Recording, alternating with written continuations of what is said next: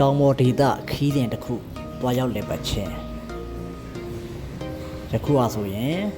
တရုတ်ပုံကျောင်းကြီးမြို့သိင်းကြီးကိုတွေ့မြင်ရမှာပဲဖြစ်ပါတယ်ဒီမှာဆိုလဲစောင်းတန်းလေးနဲ့အတူတောင်ကရန်တောင်ဘေးမှာယခုလိုမျိုးအလှတွေများစွာထင်ဆင်ရထားတာကိုလည်းတွေ့မြင်ရမှာဖြစ်ပါတယ်ဒါကတော့ကျွန်တော်တို့မလေးရှားနိုင်ငံဂန်ဒင်ဟိုင်းလတ်တောင်ပေါ်ကိုရောက်ရှိနေတာပဲဖြစ်ပါတယ်ကျွန်တော်ကတော့ခေတ္တမလေးရှားရောက်ဖို့အောင်ပဲဖြစ်ပါတယ်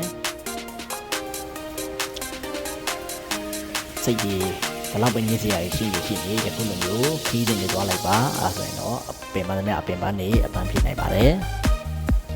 ဒါကတော့ဂန်ဒင်ဟိုင်းလတ်တောင်ပေါ်မှာတွေ့မြင်ရမယ်မြင်ခွင့်ပဲဖြစ်ပါတယ်ယခုလိုမျိုးအရင်ပဲအေးချမ်းပြီးတော့တရားလှပနေတဲ့ view အလှပတွေကိုတဝါကြီးကြည့်ရှုခံစားရမှာပဲဖြစ်ပါတယ်ဂန်ဒင်ဟိုင်းလတ်တောင်ပေါ်ဆိုရင်တရုတ်ပုံကြောင့်တရုတ်တွေရဲ့အမွေနှစ်တွေရှေးအောင်အမွေနှစ်တွေကိုများစွာပြသထားတာကိုလည်းတွေ့မြင်ရမှာဖြစ်ပါတယ်အားလုံးဘိုင်ဘိုင်